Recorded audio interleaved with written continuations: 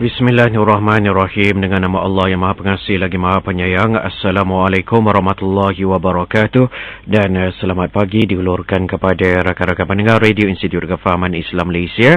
Dan terima kasih diucapkan kepada dua rakan penyampai yang telah pun mewarnai pagi anda menerusi segmen Warna Pagi sebentar tadi, iaitu Nur Hayati Paradi dan juga Aina. Dan kini giliran saya pula, saudara, menemani anda di Jaman Nazrin Muhammad Yusof untuk segmen Aspirasi Pagi, menggantikan DJ Irwan Johari yang bercuti pada hari ini. Dan saudara, bagi membuka tirai kita untuk segmen Aspirasi pada hari yang berbahagia ini, kita akan lanjutkan dengan segmen yang pertama, iaitu Tahsinul Ibadah. Dan kita bersama dengan Ustaz Al-Fadil kita ke ini, dan insyaAllah perbincangan kita pada hari ini bakal menyentuh tentang larangan ketika berhadas. Assalamualaikum Ustaz. Waalaikumsalam warahmatullahi ta'ala wabarakatuh. Jadi Ustaz, saya persilakan Ustaz untuk memberikan sedikit pengenalan. Silakan Ustaz. Baik, Assalamualaikum warahmatullahi ta'ala wabarakatuh. Bismillahirrahmanirrahim. Alhamdulillahirabbil alamin wa bihi nasta'in ala umurid dunya waddin. Wa sallallahu wa sallama ala sayyidina Muhammadin khatamin nabiyyin wa alihi wa sahbihi ajma'in wa la hawla wa la quwwata illa billahil aliyyil azim. Alhamdulillah, alhamdulillah. Saya terus mengajak para pendengar Radio IKIM untuk kita panjangkan syukur kita pada Allah. Subhanallah, nikmat Allah begitu banyak yang berterusan bertali arus. Allah berikan kita nikmat dalam keadaan dunia luar sana kucar kacir, lintang pukang dengan berbagai-bagai, tapi alhamdulillah kita dapat lagi mendengar pengajian-pengajian di antara hidangan yang terus menjadi khidmat bakti IKIM kepada masyarakat umat Islam di Malaysia ini. Alhamdulillah, dan bahkan di mana saja umat Islam Melayu khususnya di dunia ini yang dapat mengikuti pengajian ataupun apa yang dihidang oleh IKIM. Alhamdulillah. Tapi hari ini saya nak sambung kepada tajuk, iaitu bila kita perkatakan tentang haid, tentang nifas, dan sebelum itu tentang hadas-hadas. Jadi kita nak pergi pula kepada apakah larangan-larangan yang dilarang ke atas seorang yang berhadas. Pertama sekali, kalau kita tengok apa dia hadas. Hadas ni apa? Supaya kita menjadi lebih mudah jelas, kita ada dua selalu disebut, iaitu raf'ul hadas wa idalatul khabas. Idalatul khabas, cuci najis.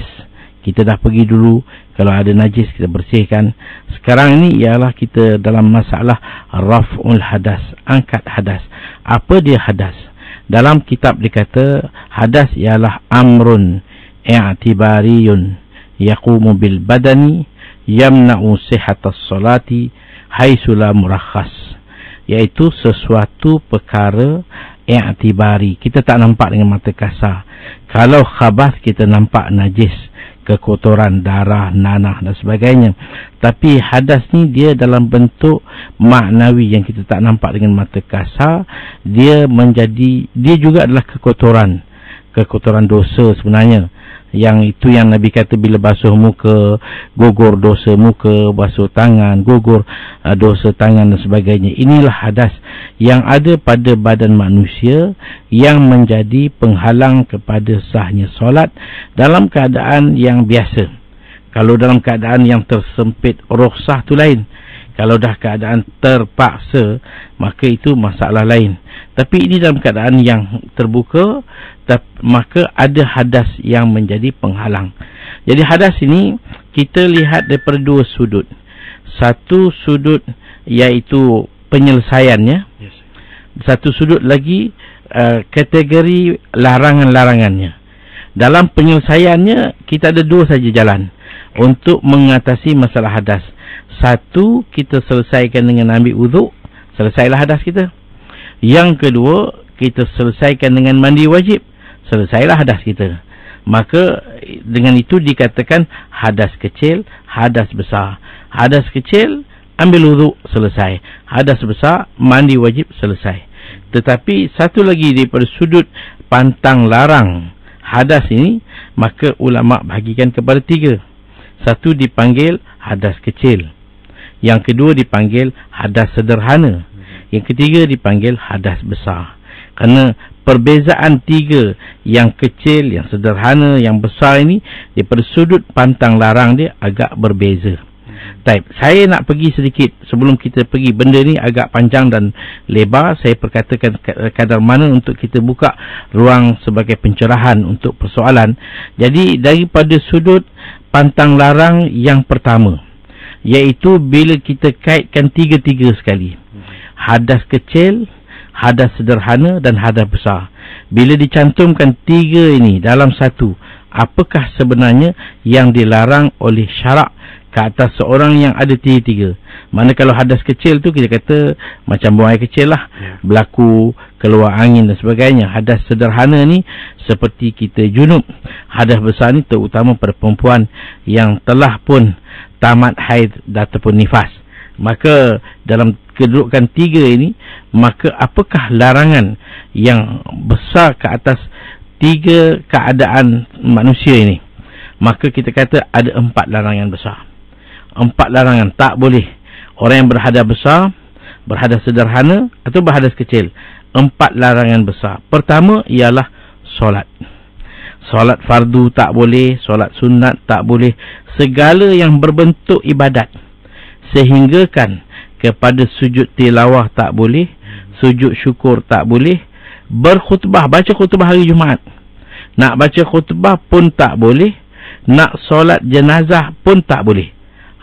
Ini adalah hadas yang menjadi larangan pertama kepada mereka yang ada tiga benda ini. Sama ada hadas kecil, atau hadas sederhana, junub, atau hadas besar, haid. Maka tiga ini dilarang. Pertama sekali solat, segala jenis solat yang berbentuk ibadat. Termasuklah kalau kita kata di sana tak disebut dalam, orang kata dalam sekali dalam tersimpan di dalam perkara yang sama, wuduk tak boleh, tayamum tak boleh, mandi wajib tak boleh, mandi angkat hadas. Kalau dia sedang berhadas, contohnya dia dalam haid, masih haid, boleh tak kalau dia nak mandi wajib? Tak boleh. Ataupun perempuan dalam nifas, ada orang kata kita mandi wiladah sedangkan dia sedang dalam nifas, boleh ke mandi wiladah? Tak boleh. Begitulah dikedudukan. Larangan pertama ialah solat. Yang kedua, larangan dia ialah tawaf. Orang yang sedang berhadas besar, haid ataupun junub, ataupun tak ada wuduk, hadas kecil, tak boleh melakukan tawaf dalam segala bentuk tawaf, sama ada tawaf fardu ataupun tawaf sunat.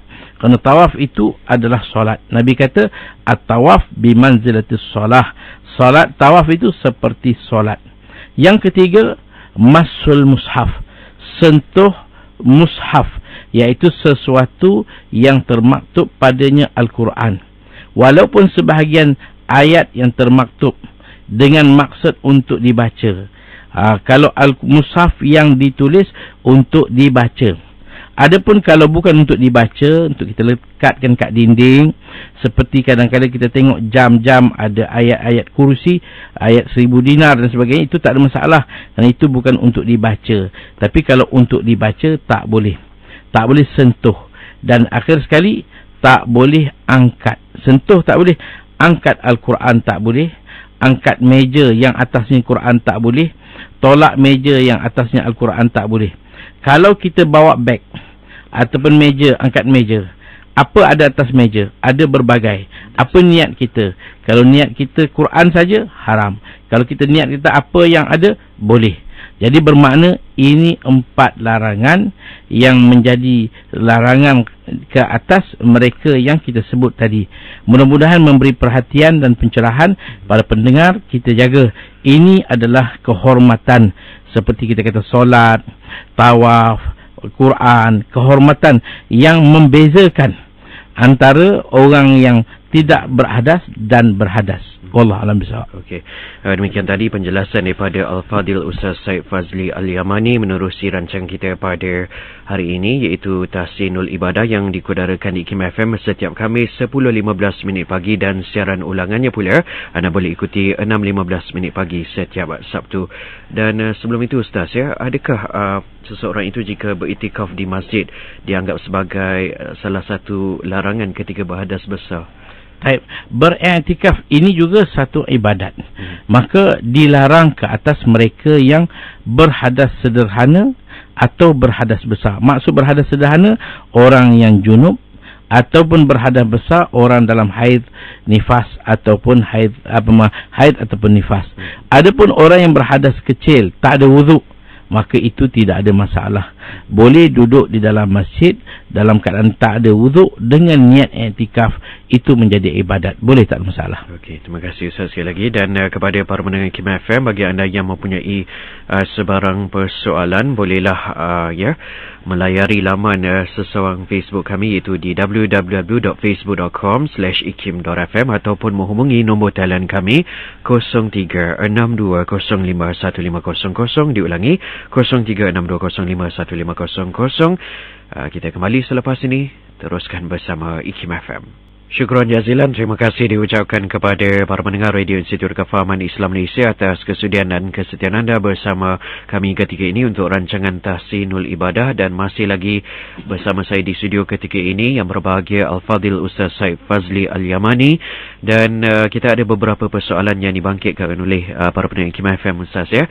Saya mulakan dengan saudara Syukri Kajang Manir. Bagaimanakah cara hafizah atau ustazah yang dalam haid untuk mengajar anak muridnya mengaji Al-Quran?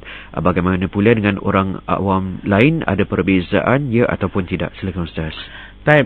Bagi hafizah yang telah menghafal Al-Quran, maka mereka ni akan melalui hari-hari yang mereka tidak boleh membaca Al-Quran.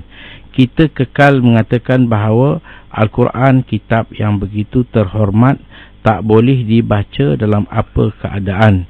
Dan dalam masa yang sama, kita ada jalan-jalan yang boleh diatasi untuk mengelak daripada lupa. Kerana lupa Al-Quran adalah satu daripada kesalahan besar dan dosa besar.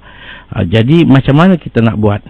Mungkin kita kata dia boleh mendengar, dan berbagai-bagai jalan yang boleh didapati dengan tidak semesti membaca. Dan kalau dia mengajar anak-anak murid, pelajar-pelajar, maka dia boleh tegur. Katakanlah bacaan yang tak betul, dia boleh tegur, dia boleh dengar. Anak murid baca, dia dengar, silap tu. Dia boleh perbetulkan dalam bentuk perkataan dengan tidak membaca ayat. Kalau dia membaca ayat, itu dilarang. Dia baca satu ayat sempurna, Alhamdulillahirrabbilalamin, dengan maksud membaca, itu haram. Tetapi mungkin dia boleh sebut Rabbil Alamin sebagai contoh, Al-Alamin sebagai contoh, Malik Yaumiddin sebagai perkataan-perkataan itu boleh diejakan. Mim baris di atas, baris di bawah, baris di depan, dia punya tajwid dia, gunnah dia, mat dia, maka itu boleh terus diajar kepada anak-anak pelajar, anak-anak murid, walaupun dalam keadaan uzur. Tapi bila dia nak membaca, maka jangan dia membaca, kerana ketika itu dia dilarang keras untuk membaca Al-Quran, kerana tidak ada satu tahap dia kata sudah darurat, nanti takut lupa, tak dengar. Mungkin kita sekarang kemudahan mendengar ni banyak ada, terdengar, dan mungkin kita ikut dengan lidah, dengan tanpa mengeluarkan suara, itu boleh, tak ada masalah. Wallahualam bisawab. Baiklah, seterusnya soalan yang diutarakan oleh Abdul Fitri. Posisi jari kaki yang wajib semasa sujud, dan bolehkah rukuk tanpa tangan memegang lutut? Silakan Ustaz. Baik, kalau dalam sujud dikendaki kita meletak jari, 5 jari kaki kanan, 5 jari kaki kiri ini, mana-mana sebahagian sejuzuk daripadanya. Mana kalau ada 5 jari, dia letak 1 jari je, memadai. Kalau ditegakkan saja cukup. Kalau dilipatkan ke belakang, itu lebih baik dan sunat, supaya jari-jari ini dihadapkan ke arah kiblat. Tapi yang penting diletak walaupun 1 jari, dipanggil juzuk daripadanya. Macam kalau kita kata dalam kita sujud, juzuk daripada dahi kita. Kalau jari sejuzuk daripada jari kita, letak 1 jari pun dah cukup. Jadi yang penting jari kaki ini 1 daripada sebelah kanan, 1 daripada sebelah kiri, dah cukup. Adapun rokok, kalau kita bongkokkan belakang dengan tidak meletakkan tangan ke lutut, maka yang penting dalam rokok ialah inhina, membongkokkan belakang. Adapun tangan disunatkan kita letak dan genggam lutut kita dengan dibuka jari supaya dapat dihadapkan ke arah kiblat. Jadi meletakkan tangan itu sunat. Mungkin kalau seorang solat sambil mengangkat sesuatu. Anak didukung dalam keadaan anak tu bersih. Kalau tak menangis, maka kita solat, kita dukung anak kita.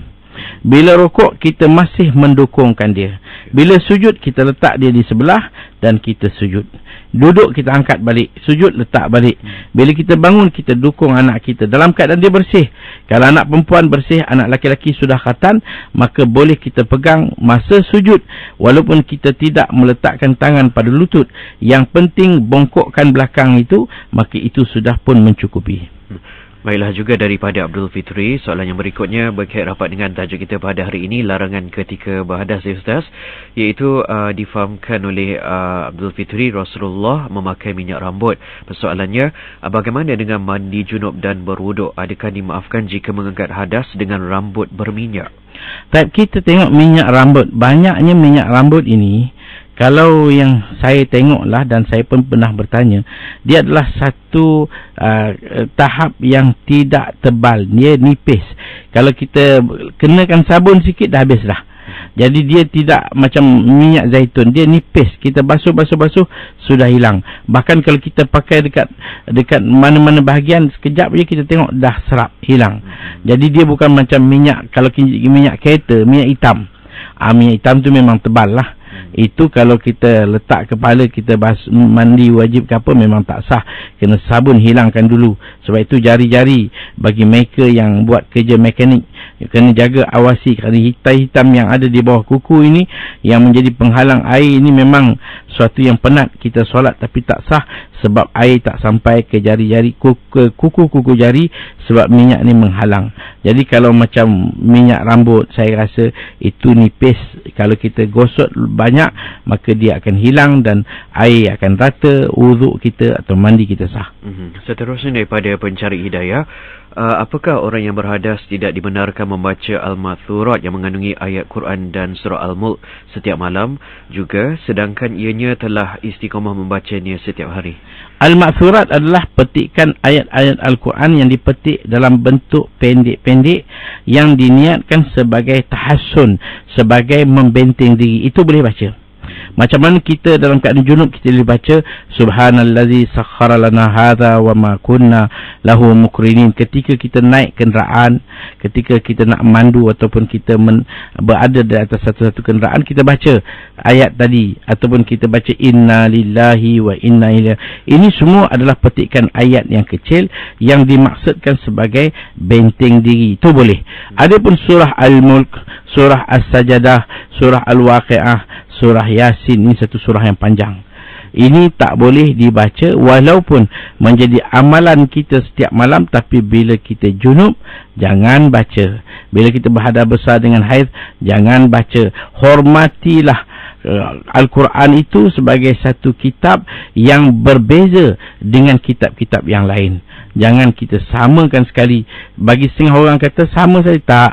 Ini kitab Allah yang Allah turunkan sebagai kalamullah kepada baginda sallallahu alaihi wasallam, maka terhormat begitu sekali yang perlu ada dalam diri setiap kita. Wallahu a'lam. Okey, baiklah Ustaz. Masih saya lihat ada kekeliruan di antara umat Islam kita. Kalau buku tu mengandungi surah Yasin, Ustaz, adakah boleh dipegang ketika berhadas atau tidak? Buku-buku Yasin yang dibuat, kadang-kadang kita tengok di masjid-masjid, banyak buku-buku Yasin, terutama malam Jumaat diedarkan. Maka buku itu sebenarnya, kalau kita tengok kadang-kadang apa yang dimuatkan dalam buku itu tidak hanya surah Yasin.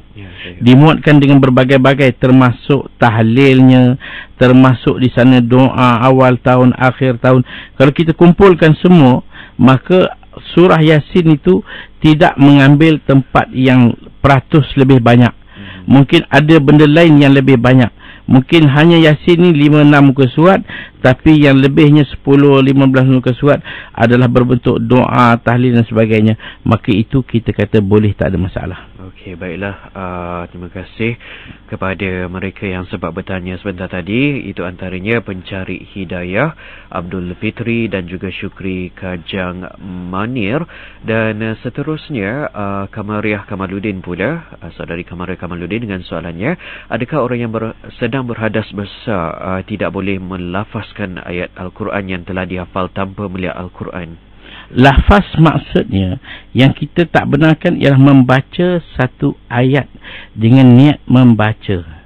Walaupun surah apalah ayat yang kita baca, dengan niat membaca satu ayat, amma yatasaalun anin naba'il azim, itu ayat. Yes, tak boleh baca kalau dalam keadaan kita berhadas besar ataupun dalam keadaan kita berjunub. Jadi kerana kehormatan ayat itu, jangan kita baca.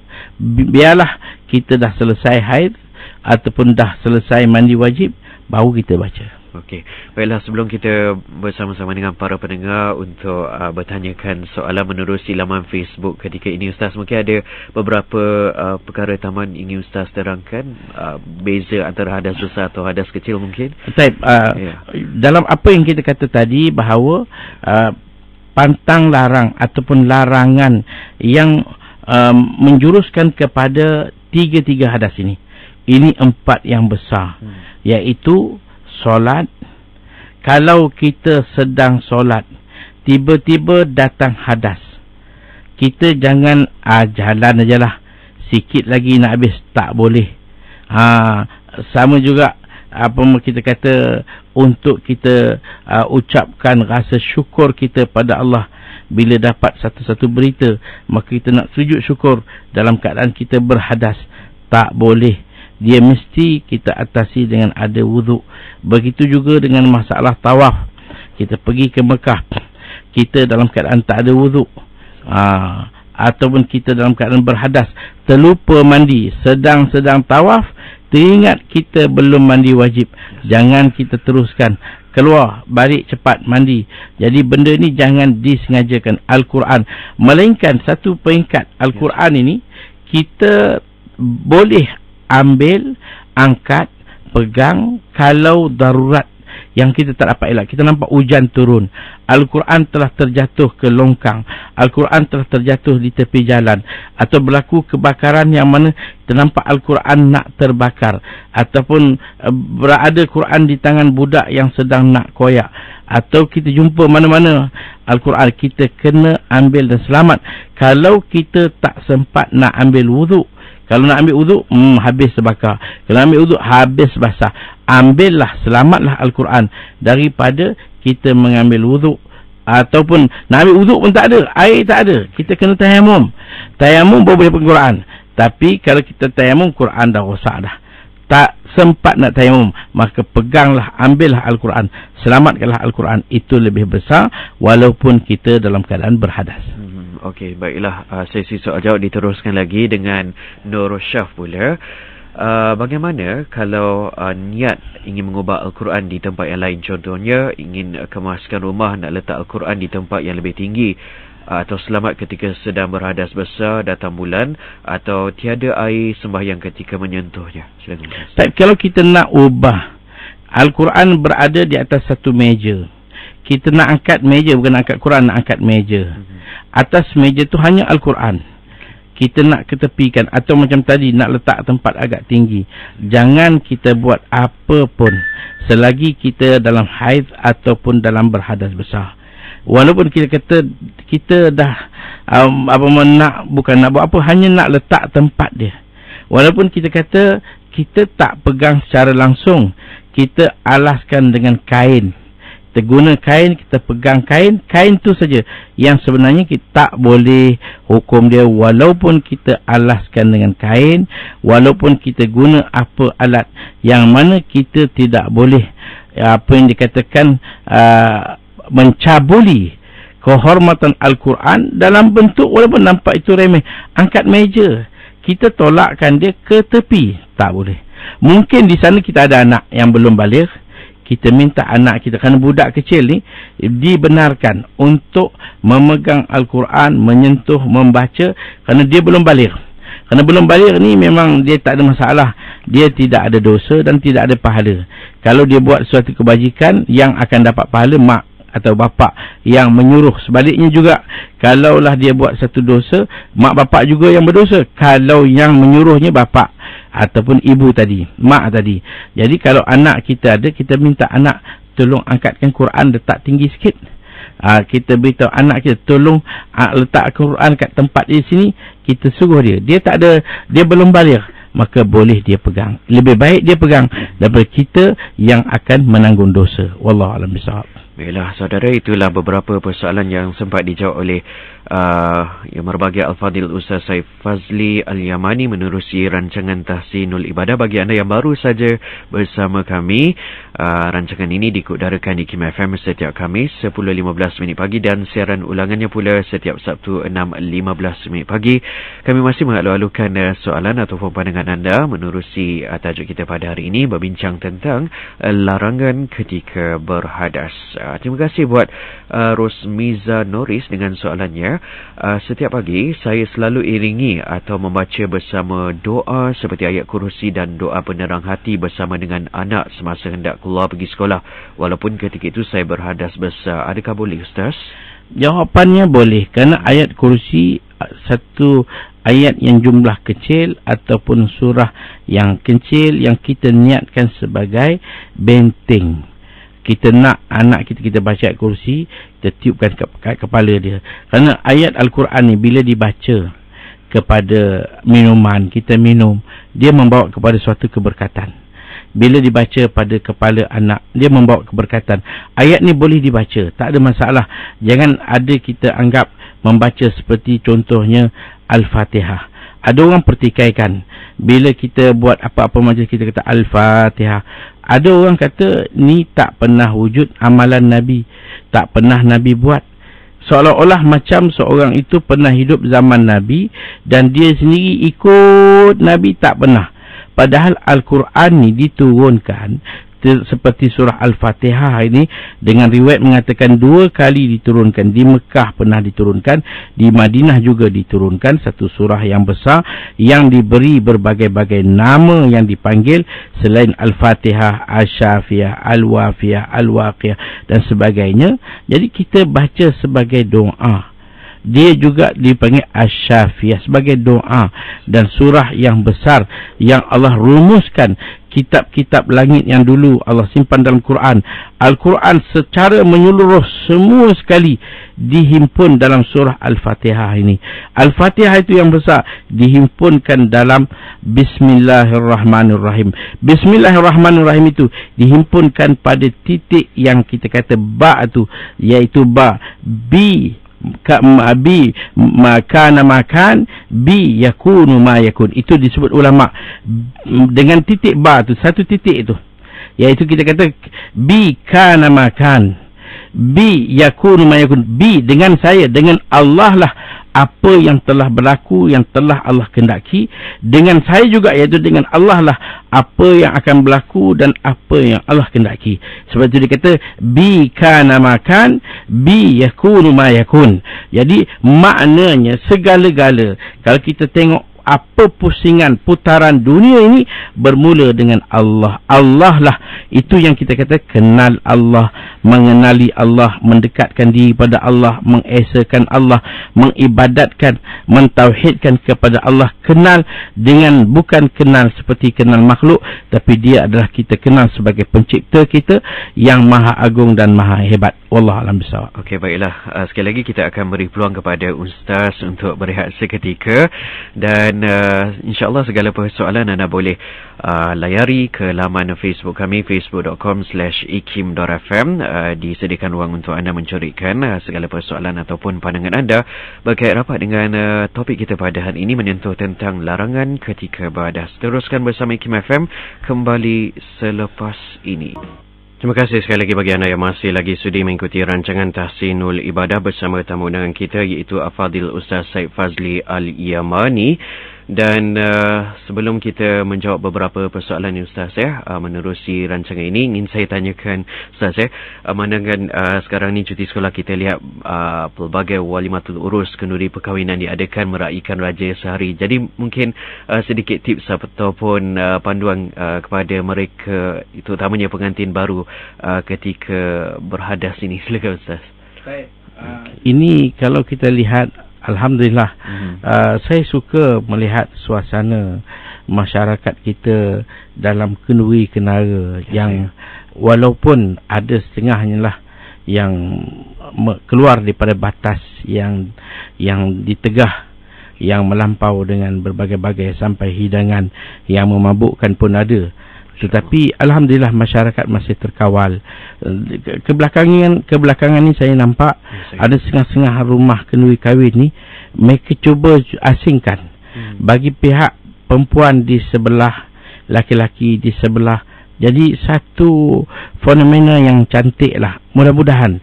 Dan kalau kita dengar pun dipasang pula kasidah-kasidah, nasyid-nasyid untuk menarik perhatian orang yang hadir supaya tidak terus leka lalai. Dan pada pengantin kita nak ingatkan, kita ni memanglah bila dah dapat lesen ni macam-macam orang. Kalau dapat lesen kereta, mungkin siang malam dengan kereta lah, sampai tidur dalam kereta. Jadi kalau kita dah dapat lesen, dah jumpa jodoh yang kita selama ini mengidam, kita kena jaga-jaga. Kadang-kala yang kita jumpa ni masih belum cukup bersih. Kadang ini pun satu juga masalah orang perempuan. Bila dah terlampau seronok sangat jumpa dengan pasangan yang diidamkan, maka keseronokan itu membuatkan datang uzur haid. Jadi kena berhati-hatilah. Kerana dalam keadaan haid memang sebenarnya tak boleh sama sekali. Bahkan menjadi satu yang ditegah haram melakukan perhubungan jenis. Perhubungan jenis ketika haid. Walaupun kalau kita tengok di sini ada 3 pendekatan yang berbeza. Kaum Yahudi dia memandang jijik terus kepada perempuan isteri yang dianggap kotor, dosa dalam keadaan haid. Dia tak akan makan, dia tak akan minum, dia tak akan bertegur sapa dengan isteri dia dalam tempoh ini. Dianggap itu satu dosa. Kalau ikut pula dengan kumpulan Nasara, mereka ni mengambil langkah untuk membolehkan segalanya. Kalau tak boleh dengan cara biasa, walaupun dengan cara lain, dengan pakai kondom dan sebagainya, terus berhubung juga. Kita Islam berada di tengah. Dipanggil bainal ifrat wa tafrit. Baik antara yang terlampau sempit seperti Yahudi tadi atau terlampau luas terbuka seperti Nasara tadi, kita di tengah-tengah. Kita boleh, bukan tak boleh bercumbu-cumbuan, berpeluk-pelukan, tetapi jaga antara pusat dan lutut itu kawasan dia. Atas kain tak apa, di tempat yang sulit itu hendaklah kita jaga. Jangan kalau berlaku sesuatu perhubungan ketika dia baru datang haid, kita dah tak sabar. Sebenarnya yang Allah tegah ni bukan kosong. Dia ada sesuatu yang mengundang bahaya. Kerana darah ni bukan darah biasa. Darah yang boleh mengakibatkan matinya sel-sel dalam lelaki ni. Kemungkinan dia, kalau kita kata kalau dia hidup biasa boleh pergi jauh usia, tapi dengan sebab melakukan perhubungan jenis, habis, mungkin lumpuh dalam tempoh yang terdekat. Tapi jangan pula bila kita ziarah orang yang sedang terbaring lumpuh, kita terus pasang kita punya sangkaan, ini mesti tak ada lain ni, ini mesti gelojoh sangat, sampai isteri haid pun dia datangkan juga. Tak macam tu sangkaan kita. Tetapi itu larangan, dia tak larang kosong. Allah Subhanahu Wa Taala bila melarangkan sesuatu, kalau kita tengok di belakang larangan itu betapa besarnya hikmah. Sebab itu syarak mengenakan denda atas mana-mana suami yang mendatangi isteri ketika haid sedang mendatang. Haid sedang mendatang, dia melakukan juga perhubungan jenis. Mungkin dia pakai kondom, dia jalankan juga. Maka dia didenda dengan bayar 1 dinar. Kalaulah haid sudah penghujung, dia tunggu nak habis lambat. Haid pula paling lama sampai 15 hari. Dah dekat nak habis dah, tak banyak dah, tinggal hari, tapi tak sempat juga nak tunggu, dia datangkan juga. Maka dia kena denda separuh dinar. Berapa harga dinar? 1 dinar harga dia RM600. Makna kalau di permulaan haid dia kena keluarkan kafarah RM600 beri pada fakir miskin. Kalau di penghujung haid dia dikenakan separuh dinar, dengan kita kata RM300 dia kena keluarkan sebagai kafarah atas kesalahan dia mendatangkan isteri dalam keadaan haid. Sebab itu bila kita dalam keadaan isteri uzur, sabar. Jadi insya-Allah kita dah dapat lesen, jangan bimbang. Rezeki kita panjang, dia tak akan lebih. Habis-habis lama pun 15 hari. Lepas 15 hari line clear, jalanlah apa yang patut, asalkan tepat pada tempatnya. Jangan pergi tempat yang tak boleh tumbuh subur. Tepat pada tempatnya, insya-Allah Allah akan berikan rezeki. Mungkin dengan maksud perkahwinan itu akan kita dapat keturunan kita, anak cucu cicit kita, insya-Allah. Okey, itulah tips berguna daripada Ustaz bagi pasangan Raja Sari, pasangan pengantin baru yang bakal melangsungkan perkahwinan ataupun baru saja melangsungkan perkahwinan. Dalam arti kata lain, Ustaz, saya perlu pelengkapkan ilmu terlebih dahulu dan juga kesabaran, Ustaz. Ya, saya.